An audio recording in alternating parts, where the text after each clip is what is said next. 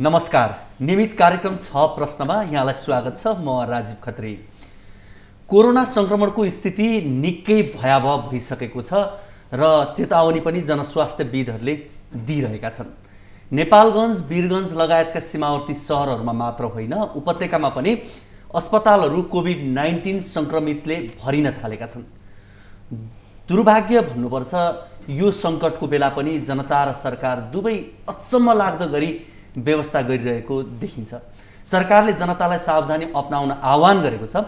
जनस्वास्थ्यका केही मापदण्ड लागू पनि गरेको छ। सहरी क्षेत्रका विद्यालयहरूमा पठन पाठन बन्द गर्नेदेखि 25 जना भन्दा बढी जम्मा भएर भिडभाड गर्न पनि निषेध गरिएको छ। तर प्रभावकारी तवरबाट लागू हुन सकेको छैन र गएको वर्ष अनुमान गरे जस्तो भयावह भएन भन्ने कारणले गर्दा पनि यस वर्ष केही हुँदैन कि भन्ने भ्रम धेरैमा परेको देखिन्छ।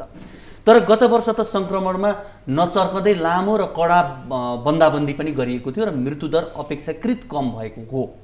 यद्यपि बन्दाबन्दीले मृत्युलाई कम गरे पनि देशले लामो समयसम्म लकडाउन भोग्नु पर्दा आर्थिक रूपमा जुन क्षति बिहोर्नु पर्यो त्यो लामो समयसँग अझै पनि रहने देखिन्छ। आज हामी नेपालमा कोरोना संक्रमणको पछिल्लो अवस्था, नियन्त्रणका प्रयासका सम्बन्धमा कुराकानी गर्दैछौँ। हामीसँग हुनुहुन्छ जनस्वास्थ्यविद डाक्टर शरद वन्त र आज हामीले स्टुडियोमा कुराकानी गर्दै गर्दा मास्क नै लगाएर यहाँहरूसँग कुराकानी पनि गरिरहेका छौँ। डाक्टर वन्त, यहाँलाई स्वागत छ। हस्, धन्यवाद। आराम हुनुहुन्छ? हजुर, आराम हुनुहुन्छ? ठिक छु। अब नेपालमा कोरोना संक्रमणको पछिल्लो अवस्था तथा संक्रमणको यो उपचारको त्यसै गरी व्यवस्थापनमा भइरहेका कामहरूलाई यहाँले कसरी हेर्नुभएको छ अहिले? अब यो अहिलेको जुन चरणबाट हामी गुज्रिरहेका छौँ, यो चाहिँ वास्तवमा भन्ने हो भने यो अहिलेको यो दोस्रो चरण चाहिँ कुनै अनपेक्षित चरण चाहिँ होइन। किनभने धेरै देशहरूले त्यो भोगिरहेका थिए भने हामीहरूकोमा पनि त्यसको सम्भावनालाई हामीले चाहिँ नकारेको थिएनौँ। त्यसो हुँदाखेरि यो जुन दोस्रो चरणको सम्भावनाको बारेमा हामीले यो एक किसिमले त्यो सन्देशहरू प्रभाव पनि गरिरहेको, त्यस्तो अवस्थामा चाहिँ खास गरेर हाम्रो तयारी जुन हुनु पर्थ्यो कि यस्तो सम्भावनालाई ध्यानमा राखेर त्यो तयारीमा चाहिँ हाम्रा कहीँ कतै कमजोरीहरू रहेका हुन् र यो अहिले चाहिँ पहिलेको जस्तो यो एकदमै हाम्रो कुनै बिना अनुभव, हाम्रा चाहिँ संरचनाहरूको कमी र हामीभित्र भएका चाहिँ स्रोतहरूको कमीको अवस्था चाहिँ यो होइन। त्यसो हुँदाखेरि पनि मलाई के लाग्छ भने अहिले हामीले जसरी रेस्पोन्ड गरिरहेका छौँ त्यो अलिकति ढिलो चाहिँ भयो। तर पनि अझै यसलाई चाहिँ हामीले त्यो एकदमै भयावह भइहाल्छ, अब चाहिँ हाम्रो चाहिँ नियन्त्रणभन्दा बाहिर गइसक्यो भन्ने अवस्था चाहिँ पटक्कै होइन। हामीसँग त्यो किसिमको स्रोत साधन व्यवस्थापन गर्न सक्ने क्षमता अझै पनि छ र अझै पनि यसलाई चाहिँ यो सङ्क्रमणको विस्तारलाई रोक्न सक्ने अवसरहरू हामीसँग थुप्रै छन्। जस्तो यहाँहरूले भन्दै आउनुभयो विगतदेखि नै दोस्रो लहर आउन सक्छ, छिमेकी देशमा आइसकेको छ, नेपालमा प्रवेश गर्नलाई अब ढिलो चाँडो कुरा मात्रै हो, अब प्रवेश हुन्छ भनेर यहाँले भन्दै गर्दा पनि र युरोप लगायत अमेरिकामा दोस्रो चरण, अहिले त भनौँ फ्रान्समा आज मात्रै भनिरहेको छ तेस्रो चरणमा प्रवेश गर्यो भनिरहेको छ। भनेको पहिलो चरण र दोस्रो चरणमा जाँदा युरोप अमेरिकाहरूमा जुन किसिमको भयावह अवस्था देखियो त्यसको आकलन त हामी पनि गर्न सक्थ्यौँ, यहाँहरूले त्यो भनि पनि रहनु भएको थियो। तर सरकारलाई चाहिँ लागेको थिएन जस्तो लाग्छ है, किनभने उनीहरूले चाहिँ निर्धक्क देखिन्थे। अब जसरी यो कार्यक्रमहरूमा खुकुलोपन आउँदै गऱ्यो, त्यो खुकुलोपन चाहिँ आउनुपर्ने थियो। जस्तो व्यवसायलाई चलायमान त बनाउनै पर्ने थियो, त्यो चाहिँ स्वाभाविक कुरा हो, किनभने हामी सधैँभरि बन्दाबन्दी भएर बस्ने त्यो सम्भव पनि छैन। तर व्यवसायलाई चाहिँ चलायमान बनाउँदाखेरि हामीले जनस्वास्थ्यका जुन सुरक्षाका विधिहरूलाई चाहिँ खुकुल्याउने अवस्था चाहिँ भइसकेको थिएन र त्यहाँनिर चाहिँ हाम्रो केही कतै कमजोरीहरू रहे। हामीले चाहिँ व्यवसायलाई चाहिँ चलायमान बनाउने, व्यवसायलाई चाहिँ आफ्नो लयमा फर्काउने त्यो नाउँमा सुरक्षाका व्यवधानहरू चाहिँ करिब करिब बिर्सेको जस्तो स्थिति रह्यो। किनभने हामीसँग सङ्क्रमणको स्रोत समुदायमा चाहिँ उपस्थित थियो। जबसम्म यो सङ्क्रमणको स्रोत समुदायमा बाँकी रहिरहन्छ त्यति बेलासम्म चाहिँ अवसर पाउने बित्तिकै त्यो चाहिँ विस्तार हुन्छ भन्ने कुराहरू चाहिँ त्यो एकदमै स्वाभाविक हो। त्यसैले नै हामीले त्यो सङ्क्रमणको जुन चक्रलाई तोड्नको लागि गर्नुपर्ने प्रयासहरूमा चाहिँ खुकुल्याउने बेला भएको थिएन। र यो चाहिँ अब हाम्रो नीतिगत रूपबाट, कार्यक्रम रूपबाट र हाम्रो व्यावहारिक रूपबाट तिनै तहबाट चाहिँ अलिकति हाम्रो कमजोरीहरू रह्यो भन्ने मलाई लाग्छ।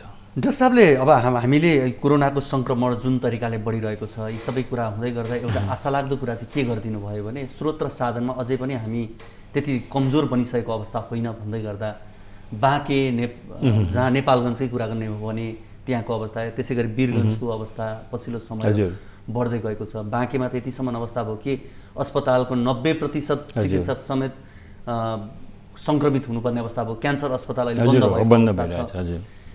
यसरी हेर्दा भोलि काठमाडौँमा पनि यो अवस्था या देशका अन्य ठुला सहरहरूमा पनि यो अवस्था बनेर भयावह बन्ने अवस्था देख्नुहुन्न? जस्तो भारतमै हेर्ने भने अक्सिजनको अभाव हुन थालिसक्यो, अक्सिजन लुकाउनेलाई मृत्युदण्ड दिने भनेर अदालतले फैसला गर्नुपर्ने अवस्था बनिसक्यो। हजुर, होइन यस्तो छ। हाम्रो अहिलेको म चाहिँ कसरी हेर्छु भने, जस्तो तपाईँले नेपालगञ्जको चाहिँ यो उदाहरण ल्याउनुभयो, प्रसङ्ग उठाउनुभयो, र यो नेपालगञ्ज चाहिँ एउटा केस मात्रै हो कि त्यसको भनेको मतलब के हो भने, जब भारतमा हाम्रो पहिलो चरणमा पनि केसहरूको आयात चाहिँ भारतबाटै भएको हो। यद्यपि सुरुको केस चीनबाट भएको भए पनि त्यो केसले चाहिँ सङ्क्रमणको विस्तारमा खासै भूमिका खेलेन। र पछिल्लो चोटि जब भारतमा त्यो सङ्क्रमण वृद्धि हुँदै जाँदाखेरि जसरी केसहरू आयात भए र तिनै आयातित केसहरूले हाम्रो समुदायमा विस्तार गरेको हो। र आज पनि हामी करिब करिब झन्डै यद्यपि हाम्रै समुदायमा पनि स्रोतहरू अद्यावधि छँदैछ, त्यसमाथि पनि भारतबाट चाहिँ आयात हुने जुन केसहरूमा एकदमै जुन वृद्धि भयो नि, त्यो अत्यन्तै स्वाभाविक थियो र त्यसलाई हामीले सुरुमै रोकथामको व्यवस्थापन गर्न सक्थ्यौँ र अहिले पनि गर्नुपर्ने स्थितिहरू छ। त्यो भनेको मतलब हिजो हामीसँग जब यहाँले स्रोत र साधनको चाहिँ प्रसङ्ग उठाउनु भयो नि, हामीसँग हिजो जुन अवस्था थियो त्यतिखेर हामीसँग चाहिँ एउटा प्रयोगशालाको चाहिँ व्यवस्थापन थिएन, हामीसँग प्रयोगशाला थिएन, केन्द्रमा एउटा प्रयोगशाला थियो, हामीसँग किट्सहरू थिएनन् र हामीसँग साँच्चै भन्यो भने अनुभव पनि थिएन। त्यो सारा कमजोरीहरूको कारणले गर्दाखेरि पनि जुन एउटा हामीले जोखिम मोल्न बाध्य हुनु पर्यो। अहिले हामीले तुलना गर्ने हो भने हामीसँग त्यो स्थिति छैन। अब आजको चुनौती भनेको चाहिँ हामीसँग स्रोतको अभावभन्दा पनि हामीसँग भएको स्रोत र साधनको परिचालन हो, त्यसको चाहिँ प्रभावकारी व्यवस्थापन हो। त्यो चाहिँ हाम्रो लागि अहिले बहुत जरुरी छ। नेपालगञ्जकै कुराकानी गर्ने हो भने नेपालगञ्जमा जसरी केसहरू भित्रिए त्यसलाई हामी व्यवस्थापन गऱ्यौँ भनेदेखि त्यो कुनै त्यस्तो भयावहको स्थिति त्यसले पैदा गर्दैन थियो। केसहरू आउँछन् तर तिनीहरूलाई चाहिँ आइसोलेट गरेर राख्ने, पहिचान गर्ने, आइसोलेट गरेर राख्ने, छुट्याउने र उनीहरूबाट अरूलाई सङ्क्रमण विस्तार हुनको लागि चाहिँ रोक्ने हो भने ती केसहरू एउटा समयमा सकिन्छ। कतिपय हामीले जस्तो भारतसँगै जोडेका छिमेकी राष्ट्रहरूमा हेऱ्यौँ भने भुटानलाई एउटा हेर्न सक्छौँ, एउटा लोभलाग्दो तरिकाले वास्तवमा सङ्क्रमणलाई रोक्नलाई राज्यले गरेका प्रयासहरू सकारात्मक लिनुपर्छ। नेपालको सन्दर्भमा पनि हामीले ती विधिहरूलाई अवलम्बन गर्न सकेनौँ या हामी यहाँहरूले सचेत गराउँदै पनि कहाँ चुक्यौँ विगतलाई एकचोटि फर्केर हेर्दा? विगतलाई फर्केर हेर्ने हो भने हामीले वास्तवमा यसको चाहिँ कस्तो छ भने यो कोभिडको व्यवस्थापनको तीनवटा चाहिँ पाटाहरू छन् है। एउटा पाटो यसको चाहिँ सङ्क्रमणको विस्तारलाई रोक्ने, दोस्रो पाटो सङ्क्रमितहरूको व्यवस्थापन गर्ने र तेस्रो पाटो भनेको चाहिँ यो कोभिडले चाहिँ खालि स्वास्थ्यको मात्रै मुद्दा होइन, यसले यसका अरू पक्षहरूलाई पनि प्रभावित बनाइरहेको हुन्छ हैन। नागरिकको चाहिँ व्यवसायलाई चाहिँ प्रभावित पारिरहेको हुन्छ, उसको आर्थिक, सामाजिक, मनोवैज्ञानिक प्रभावहरू पनि परिरहेको हुन्छ, त्यसको पनि व्यवस्थापन गर्नुपर्ने हुन्छ। तर अहिले प्रमुख रूपमा हामीले गर्नुपर्ने भनेको यो सङ्क्रमणको विस्तारलाई रोक्ने अथवा सङ्क्रमणको त्यो जुन चक्र हुन्छ त्यसलाई चाहिँ तोड्ने अनि त्यस पछाडि सङ्क्रमितहरूको व्यवस्थापन गर्ने। अब हिजो हामीले के गर्यौँ भन्दाखेरि सबै प्रयासहरू भए हैन, सङ्क्रमणको विस्तारलाई रोक्नको लागि हामीले चाहिँ त्यस्तो अब लकडाउन पनि हामीले अभ्यास गऱ्यौँ हैन। तर नीतिगत रूपबाट सायद हाम्रा योजनाहरू मा धेरै कमी कमजोरीहरू थिएनन् अथवा केही कमी कमजोरीहरू थिए भने पनि त्यसलाई चाहिँ हामी परिमार्जन गर्न सक्थ्यौँ। तर हाम्रो कमजोरीहरू चाहिँ बनेका नीतिहरूको कार्यान्वयन थियो। हामीले जे जस्ता नीतिहरू बनायौँ रोकथामको लागि त्यो सही ढङ्गबाट कार्यान्वयन भएन। जस्तो म एउटा एक्जाम्पल दिउँ, अब हामीले कन्ट्याक्ट ट्रेसिङ भनेर नीति त बनायौँ हैन। यदि कोही सङ्क्रमित पहिचान भयो भने त्यो सङ्क्रमितहरू कोसँग चाहिँ स्पर्शमा आए, कोसँग सम्बन्धमा आए, सम्पर्कमा आए, ती सबैलाई चाहिँ पहिचान गरेर उनीहरूको परीक्षण गरेर उनीहरूको पनि स्थितिको चाहिँ मूल्याङ्कन गर्नुपर्ने थियो। नीतिमा त राम्रै थियो त्यो, तर त्यसको हाम्रो कार्यान्वयन हुन सकेन। त्यही मात्रै हामीले राम्रो कार्यान्वयन गर्न सकेको भए पनि सायद त्यो तहमा चाहिँ विस्तार हुने थिएन र आज पनि हामी त्यही स्थितिबाट गुज्रिरहेका छौँ। अहिले पनि हामीले यो के अरे उच्च जोखिममा भएकोहरूको पहिचान गरेर क्वारेन्टाइनमा व्यवस्थापन गर्न सकेका छैनौँ र उनीहरूलाई पहिचान पनि गर्न सकेका छैनौँ। थोरै पहिचान भएको छ, थोरै मात्रै परीक्षण गरिएको छ र परीक्षण गरिएर सङ्क्रमित पहिचान भइसके पछाडि पनि कतिपय त्यस्ता सङ्क्रमितहरूको हामीले चाहिँ व्यवस्थापन गरेका छैनौँ हैन। हिजो पनि हामीले होम आइसोलेसनको कार्यक्रमहरू बनायौँ, ठिक छ, होम आइसोलेसन पनि एउटा प्रभावकारी हुन सक्थ्यो, तर हामीले त्यहाँ निगरानी गरेनौँ, होम आइसोलेसनको अनुगमन गरेनौँ र होम आइसोलेसनमा बस्ने सङ्क्रमितहरूबाट अरूहरूलाई परिवारमा अथवा समुदायमा सङ्क्रमण विस्तार भयो कि भएन भनेर त्यसको पनि हामीले कहिले पनि मूल्याङ्कन गरेनौँ है। यद्यपि हामीसँग त्यो नीतिहरू थिए तर कार्यान्वयनमा हामीले त्यहाँ चाहिँ हाम्रो कमजोरी रह्यो र आज पनि हामीले त्यही दोहोऱ्याइरहेका छौँ।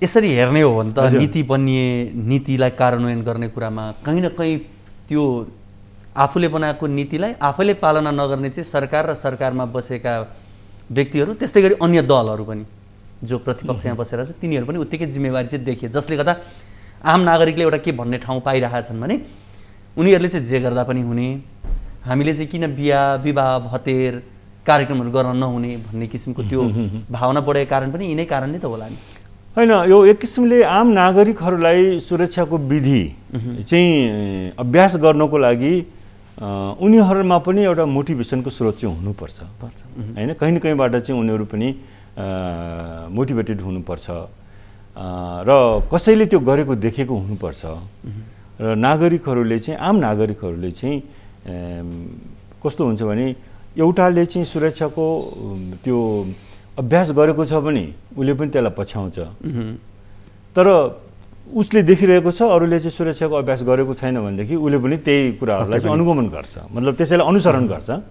त्यसो हुँदाखेरि यो समाजमा नागरिकहरूको व्यवहार परिवर्तनको लागि चाहिँ थुप्रै थुप्रै तत्त्वहरूले चाहिँ जुन प्रभाव पार्छ त्यसमा सकारात्मक प्रभाव पार्ने कुराहरूको अभाव सायद उनीहरूले चाहिँ लिडरहरू अनुकरणीय हुनु पर्थ्यो, उहाँहरू बन्न सक्नु भएन। पक्कै पनि डाक्टर साहब, अब हामी यो कुराकानी गरिरहेछौँ कोरोनाको सन्दर्भमा, आम नेपाली जनता कसैलाई पनि यो नौलो कुरो छैन, हजुर, तर पनि आज हामी कोरोनाको बहस गरिरहेका छौँ, कुराकानी गरिरहेका छौँ। किन पनि भनेदेखि यो कोरोनाका डर, कोरोनाबाट बस्नुपर्ने कुरा चाहिँ आम मानिसको दिमागमा बसिरह, जसरी भात खाएपछि हात चुट्नुपर्छ भनेर त्यसका हामी कारण अरू केही त खोज्दैनौँ नि, चुटिहाल्छौँ। त्यस्तै कोरोनाबाट बच्ने उपायहरू पनि स्वतः अवलम्बन गर्न सकियोस् भन्ने उद्देश्य नै हो। हामी यो कुराकानीलाई निरन्तरता दिनेछौँ। यति बेला भने पालो भएको छ छोटो ब्रेकको।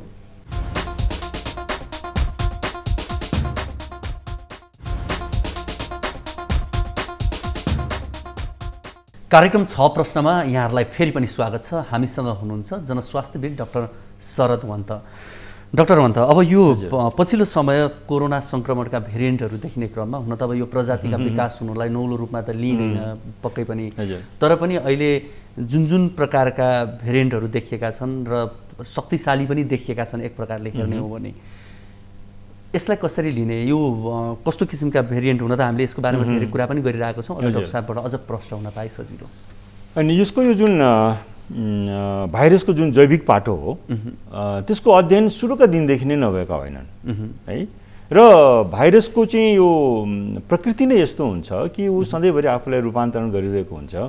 यो त्यो वातावरण अनुसार ऊ परिवर्तित भइरहेको हुन्छ र त्यस्तो परिवर्तन हुने क्रममा कहिलेकाहीँ ऊ चाहिँ बढी शक्तिशाली भएर पनि रूपान्तरित हुन्छ, कहिलेकाहीँ कमजोर भएर पनि रूपान्तरित हुन्छ है।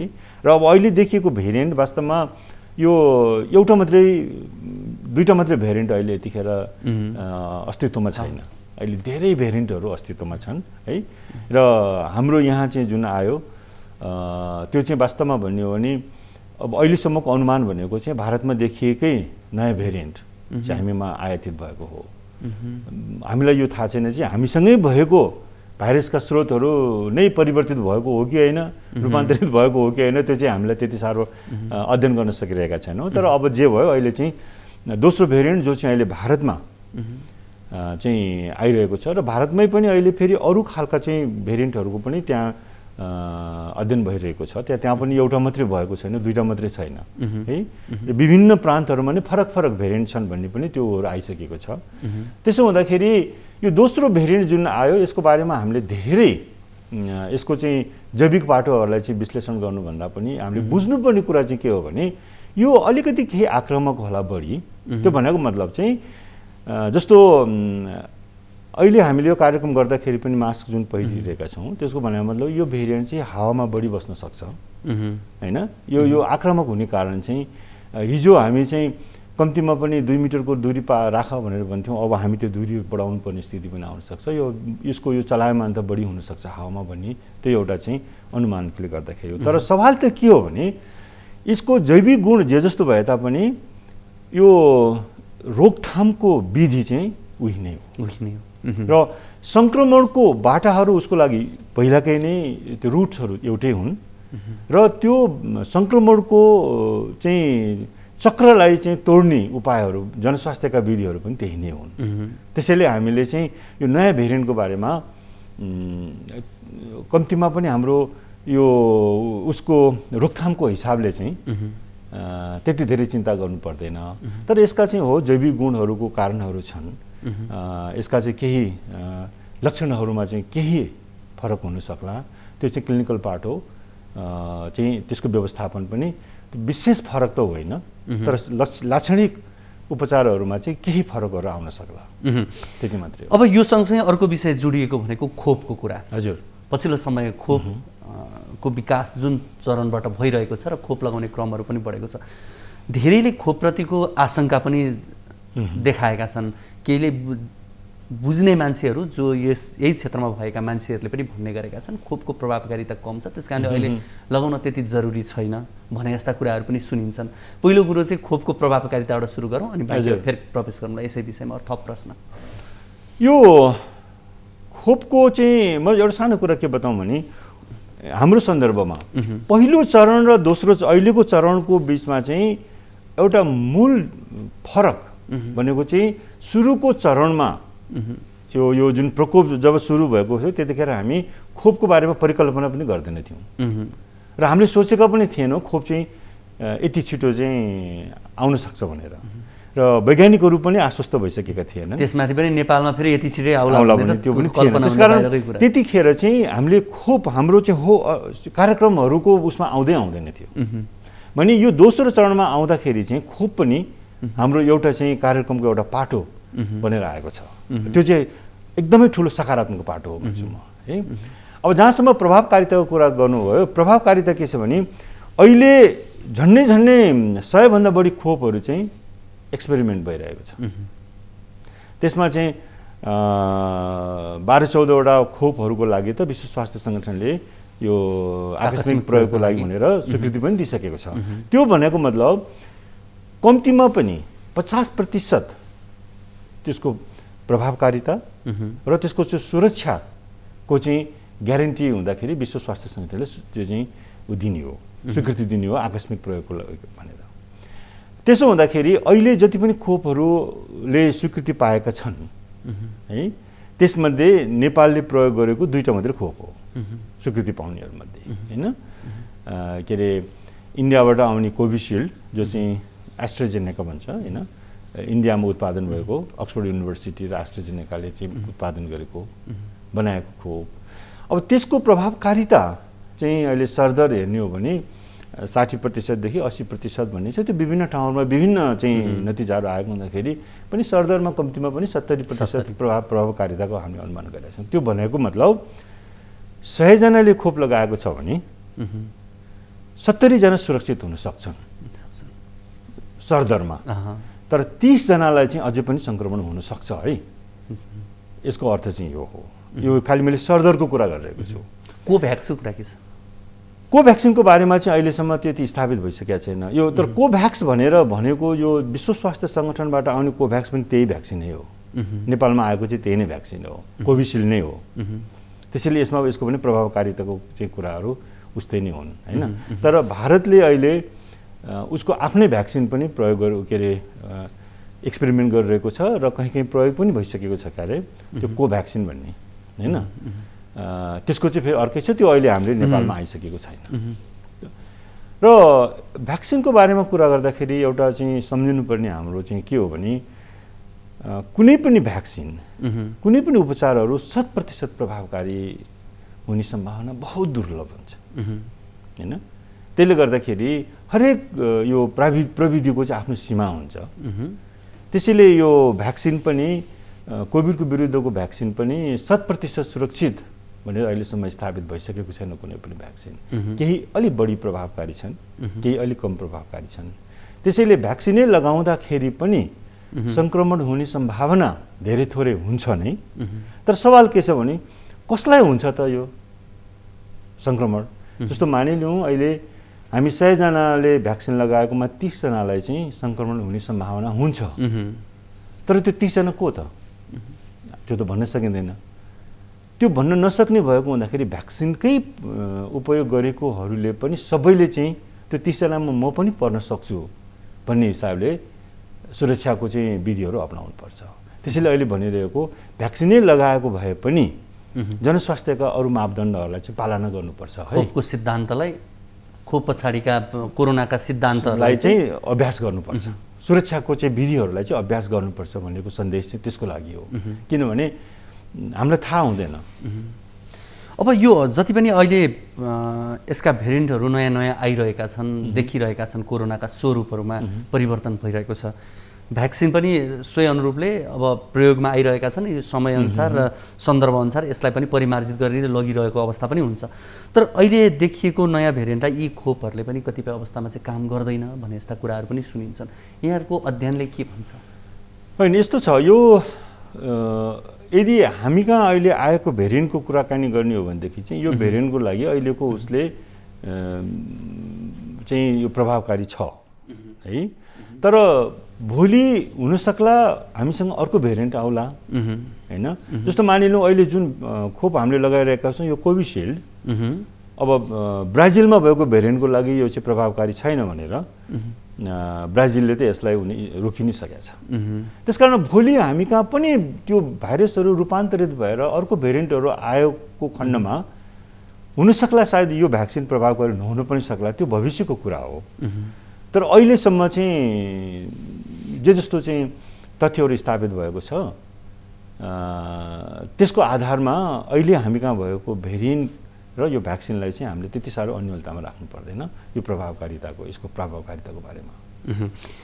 डाक्टर साहब, अब फेरि हामी तिनै कुरामा फर्क्यौँ जहाँ यहाँले अघि पनि भन्नुभयो संक्रमण भेरिएन्टहरू शक्तिशाली बनेर आए तर रोकथामका विधिहरू भनेका तिनै हुन्, तिनै विधिहरू अपनाउने हो। तर त्यो भन्दै गर्दा त्यो विधि चाहिँ हामीले अलिकति कम अनुसरण गऱ्यौँ कि प्रयोग गऱ्यौँ कि जसले गर्दा झन् शक्तिशाली भेरिएन्टहरूलाई चाहिँ हामी जसरी रोकथामका लागि हामीले सचेतता अपनाउनु पर्थ्यो त्यो गर्न सकेनौँ कि भन्ने कुरा त छँदैछ।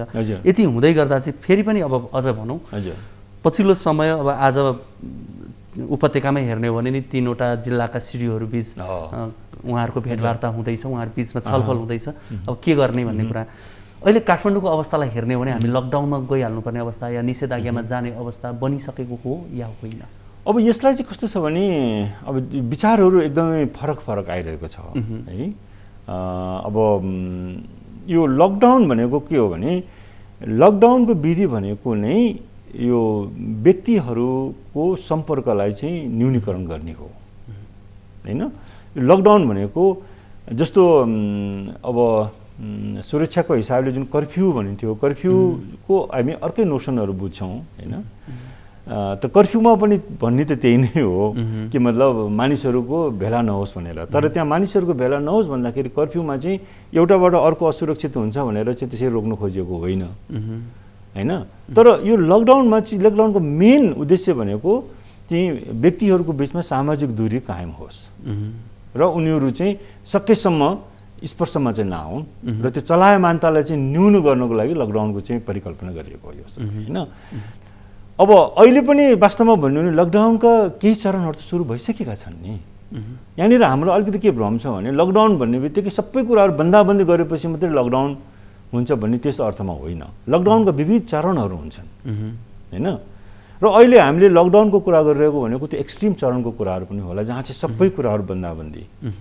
तर अहिले पनि लकडाउनको चाहिँ एउटा चरणमा त छौँ नि हामीहरू होइन अहिले पनि 25 जना भन्दा बढी चाहिँ जम्मा हुन पाइँदैन भनेका छौँ होइन अहिले पनि हाम्रो चाहिँ आमसभाहरू नगर्ने यी सबै कुराहरू पनि लकडाउनको एउटा विधि हो 8 बजे पछाडि चाहिँ रेस्टुराँहरू के अरे बन्द गर्नु भनेको छ होइन अब स्कुलहरू बन्द भइरहेका छन् त्यो पनि लकडाउनको चरण हो तर जहाँसम्म यहाँले प्रसङ्ग उठाउनु भएको चाहिँ सायद हामीले विगतमा भएको जस्तो कि अत्यावश्यक पसलहरू चाहिँ एउटा निश्चित समयमा खोल्नु बाहेक अरू सबै गतिविधिहरूलाई चाहिँ बन्दाबन्दी गर्ने लकडाउनको परिकल्पना गरिएको हो भने र त्यही सन्दर्भको यदि यो प्रश्न हो भने म चाहिँ के भन्छु भने लकडाउन एउटा स्थितिमा हामीले सायद आवश्यकता पनि पर्छ होला तर सवाल के छ भने त्यो सोचाइको लकडाउन भनेको चाहिँ हामीले अरू सबै विधिहरूलाई अवलम्बन गर्दा गर्दै पनि जनस्वास्थ्यका चाहिँ विधिहरू जनस्वास्थ्यका चाहिँ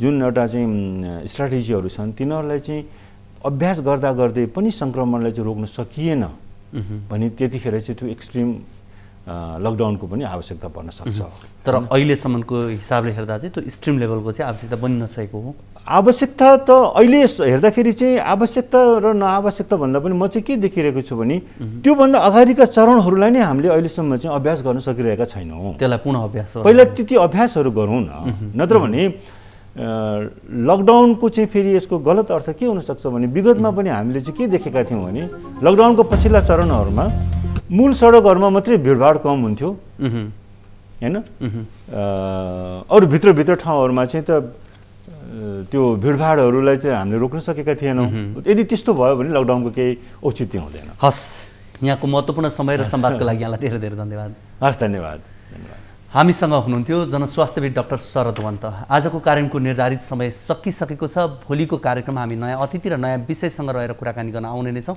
तबसम्मको लागि बिदा दिनुहोस् हवस् त नमस्ते